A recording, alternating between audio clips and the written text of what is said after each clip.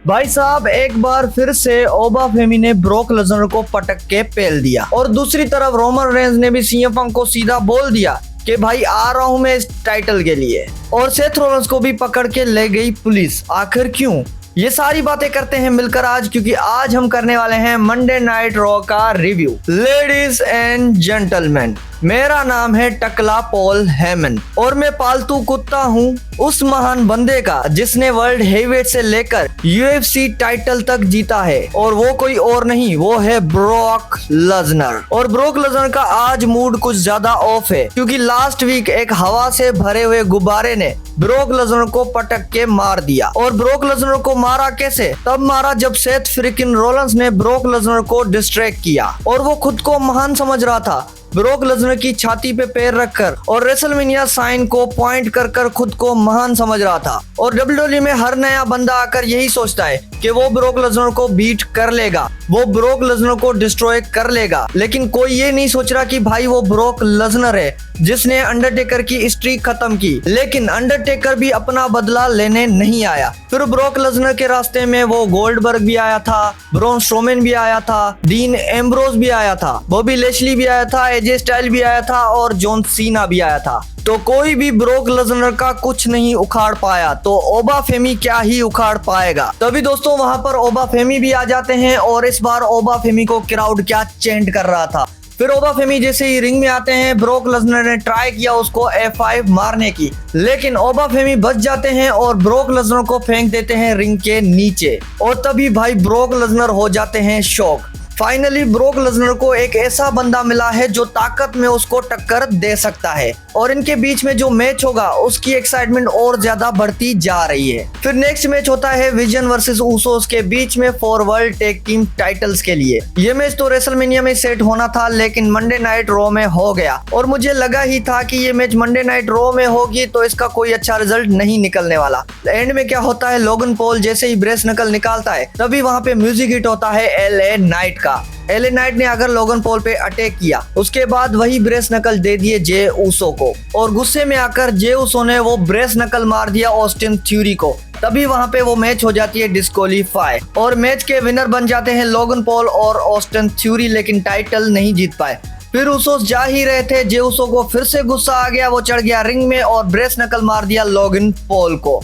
मतलब आज Jey Uso totally out of control हो गए थे। अब ये चीज देखकर लग रहा है कि जे ऊसो ने इस राइवलरी को और ज्यादा पर्सनल कर दिया। उसके बाद रिंग में आती हैं बेकी लिंच। बेकी लिंच आकर बोलती हैं कि तुम मुझे बू कर रहे हो और चेयर उस बंदी को कर रहे हो जो 10 साल बाद डब्ल्यूडब्ल्यूई में आई है, और मैं सिर्फ 10 महीने ही गई थी डब्ल्यूडब्ल्यूई से, और मैं आकर डायरेक्ट बड़े टाइटल पे हाथ रख सकती थी, लेकिन मैंने चूज किया इंटरकॉन्टिनेंटल टाइटल, और इंटरकॉन्टिनेंटल टाइटल की वैल्यू बढ़ा दी। लेकिन मुझे तुम लोगों के बू से फर्क नहीं पड़ता, मुझे फर्क पड़ता है अपनी बेटी से। मेरी बेटी भी एजे ली की फैन हो चुकी है, जो ये चीज देखकर मुझे बिल्कुल अच्छा नहीं लगता। फिर उसके बाद वहां पे एजे ली भी आ जाती है। एजे ली आती है सीधा फाइट के मूड में, लेकिन बेकी लिंच वहां से भाग जाती है। फिर एजे ली बेकी लिंच को ये बोलती है कि मैं तुझे दूंगी जो तुझे चाहिए, मैं तुझे रेसलमेनिया में इंटरकॉन्टिनेंटल टाइटल के लिए मैच देती हूँ, जिस पे बेकी लिंच बहुत ही ज्यादा खुश हो जाती है, क्योंकि बेकी लिंच ने अटैक ही इसी वजह से किया था। अब बेकी लिंच और एजे ली का भी रेसलमेनिया में मैच होगा, वो भी इंटरकॉन्टिनेंटल टाइटल के लिए। फिर नेक्स्ट मैच होता है जवान एवंस वर्सेस ग्रेसन वॉलर के बीच में,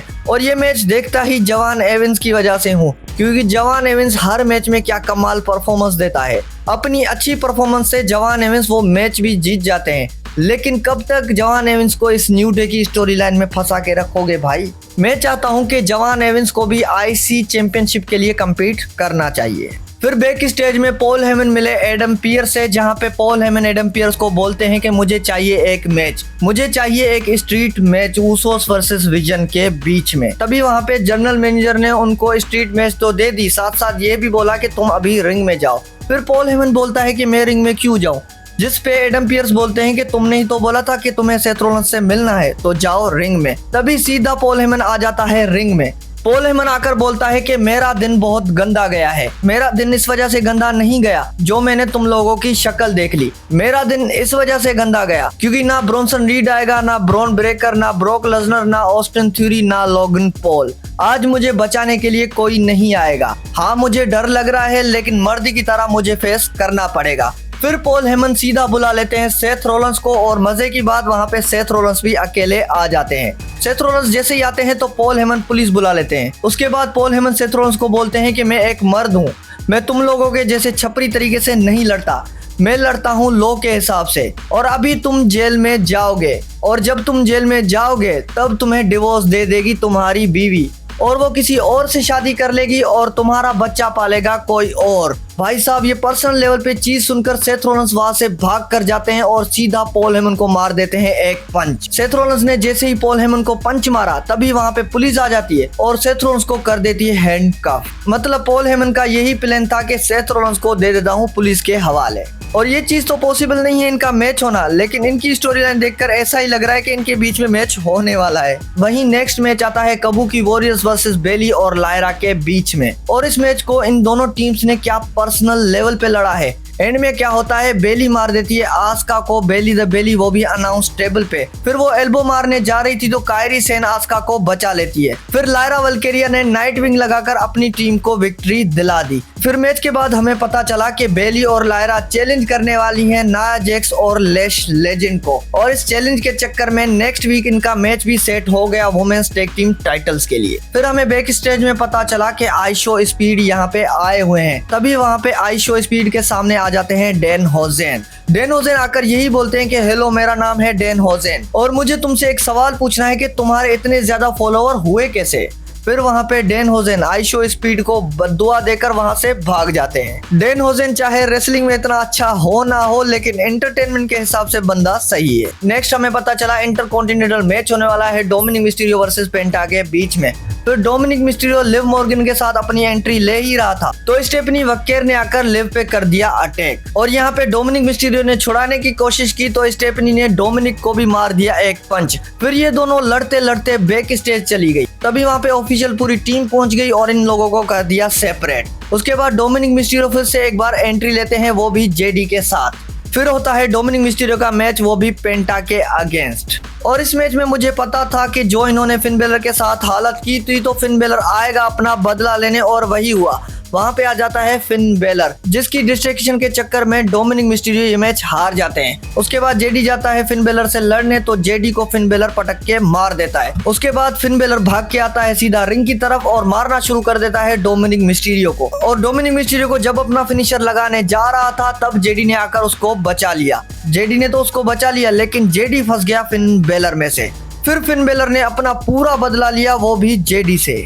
और आज ये चीज देखकर सच में मजा ही आ गया। फिर back stage Jimmy Uso CM Punk को दे देता है सीधी धमकी। सीएम फंक को ये बोलता है कि ध्यान रखना आज मेरे भाई का मूड सही नहीं है, और ये धमकी सुनकर सीएम फंक सीधा आ जाता है रिंग में। सीएम फंक बोलता है कि आज कुछ फन करें, और तुमने देखा ही कि जिमी ऊसो ने बैक स्टेज में मुझे क्या बोला। जिमी ऊसो मुझे वार्निंग दे रहा था कि बच के रहना जे ऊसो से, और मुझे पता है कि ये साले अकेले कुछ नहीं कर पाएंगे। रोमन रेंज को जरूरत है अपने कजन्स की। रोमन रेंज क्या, ये पूरे कजन्स ऐसे हैं, इनको बैकअप की जरूरत पड़ती है। और लास्ट वीक रोमन रेंज ने बोला कि सारे समोहन मेरे पीछे लग जाएंगे, और अभी तक मेरे पीछे कितने समोहन हैं? 0। और अब सब अपने कानों में रुई डाल लो, क्योंकि मैं करने वाला हूँ हैवी बातें। हम यहाँ पे गाली गलौज कर रहे हैं इसलिए क्योंकि हमारी मैच अच्छी हो और ये हमारा काम है, और यहाँ पे सिर्फ बात से काम नहीं चलेगा। पिछले हफ्ते मैंने अपना कंट्रोल खो दिया क्योंकि रोमन रेंज ने मुझे एक चीज बोल दी। रोमन रेंज ने मुझे बुढ़ा बोल दिया।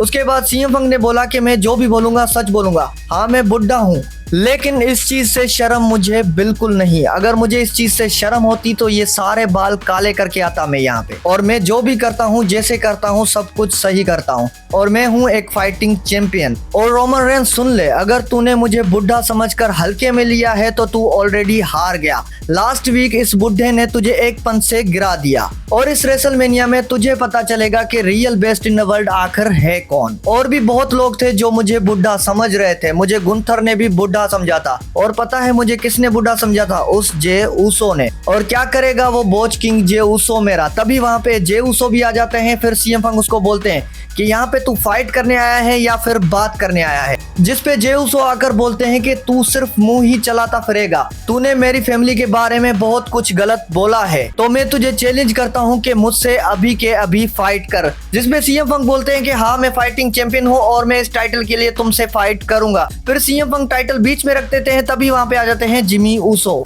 जिमी ऊसो आकर जे ऊसो को समझाने की कोशिश करते हैं कि तू समझ जा, आज इसी गुस्से की वजह से हम डिस्क्वालीफाई होकर मैच हार चुके हैं और तू फोकस कर अपने टैग टीम टाइटल्स पे, सीएम पंक को छोड़ दे ओटीसी के ऊपर। जिमी ऊसो के इतना समझाने के बाद भी जे ऊसो नहीं समझता। फिर वहाँ पे आ जाता है रोमन रेंस। रोमन रेंस आकर सीधा बोलता है कि जिमी ऊसो तुम आज अपनी मैच हारे हो, जिसपे जिमी ऊसो बोलता है हाँ। तुम डिस्क्वालीफाई हुए हो, जिसपे जिमी ऊसो बोलता है हाँ। तो अपने भाई को लेकर यहाँ से चले जा।